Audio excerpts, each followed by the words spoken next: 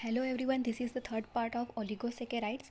हमने बेसिकली जो डाइसेकेराइड्स थे उन्हें दो पार्ट्स में डिवाइड किया था, रिड्यूसिंग और non reducing. Reducing disaccharides lactose और माल्टोज के बारे में हमने डिस्कस कर लिया है। आज का जो हमारा एग्जाम्पल है सुक्रोज, वो एक टाइप का नॉन रिड्यूसिंग डाइसेकेराइड होता है। तो हम स्टार्ट करते हैं सुक्रोज।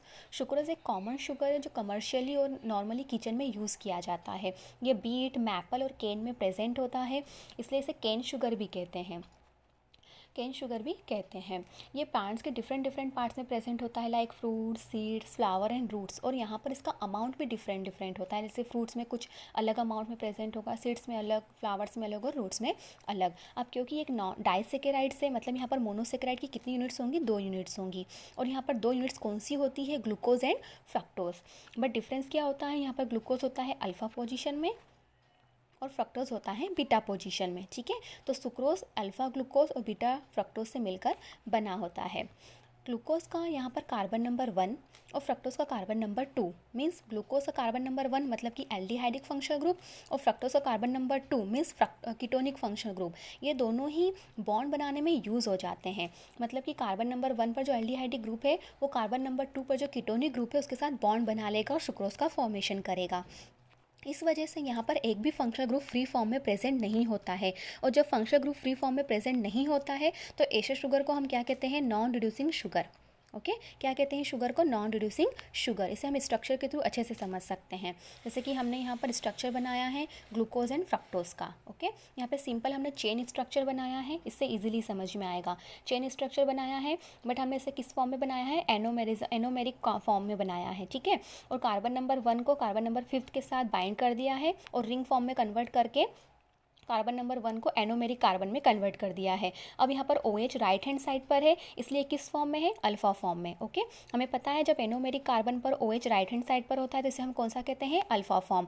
इसका पूरा नाम क्या हो गया, अल्फा डी ग्लूकोपाइरेनोज। पायरेनोज क्यों कहा है, क्योंकि 5th कार्बन के साथ हमने कार्बन नंबर 1 को बाइंड किया है। अगर 4th कार्बन के साथ बाइंड करते हैं तो हम क्या कहते हैं, इसे फ्यूरेनोज। ओके, सेम ऐसे ही फ्रक्टोज पे फंक्शनल ग्रुप कहाँ होता है, कार्बन नंबर 2 पर। तो कार्बन नंबर 2 को साइक्लिक फॉर्म में कन्वर्ट करा है हमने।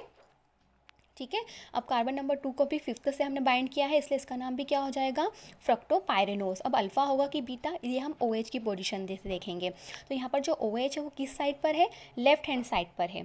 ओके, किस साइड पर है, लेफ्ट हैंड साइड पर है, इसलिए ये किस टाइप का फ्रक्टोज होगा, बीटा फ्रक्टोज। ओके, तो ये अल्फा डी ग्लूकोपाइरेनोज और ये हो जाएगा बीटा डी फ्रक्टोपाइरेनोज। डी क्यों कहा है हमने, कैपिटल डी, हमें तो क्लियर है। 5th पोजीशन पर अगर OH राइट साइड में है तो हम इसे क्या कहेंगे, डी फॉर्म कहेंगे। ओके, अब इनके बीच में बॉन्ड कौन सा होगा, यहाँ पर अल्फा पोजीशन किस कार्बन पर है, कार्बन नंबर 1 पर है।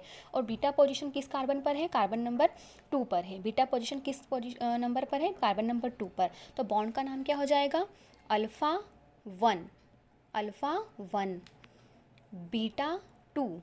ओके, और बॉन्ड कौन सा होता है शुगर्स में, ग्लाइकोसिडिक बॉन्ड और ग्लाइकोसिडिक लिंकेज। तो बॉन्ड का पूरा नाम क्या हो जाएगा, अल्फा 1 बीटा 2 ग्लाइकोसिडिक लिंकेज या ग्लाइकोसिडिक बॉन्ड।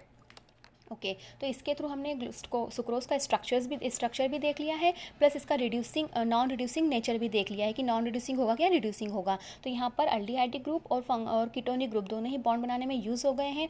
एक भी फंक्शनल ग्रुप फ्री नहीं है, इसलिए किस टाइप का शुगर होता है, नॉन रिड्यूसिंग शुगर होता है।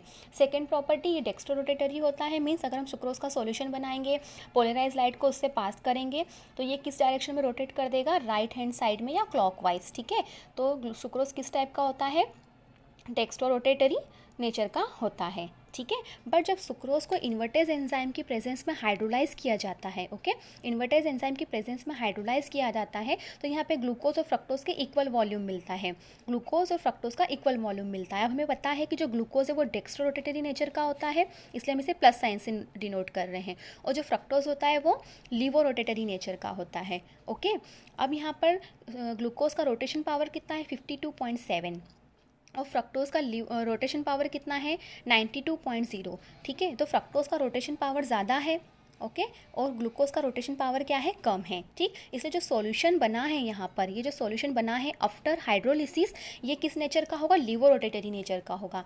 किस नेचर का होगा, लीवो रोटेटरी, ठीक है, क्योंकि फ्रक्टोज का रोटेशन पावर ज़्यादा है। तो बिफोर हाइड्रोलिसिस सुक्रोज किस नेचर का था, dextro rotatory, but after hydrolysis क्या हो गया यहाँ पर, फ्रक्टोज का रोटेशन पावर ज़्यादा होने की वजह से और लीवो रोटेटरी नेचर होने की वजह से इस सॉल्यूशन का नेचर कैसा हो जाएगा, लीवो रोटेटरी।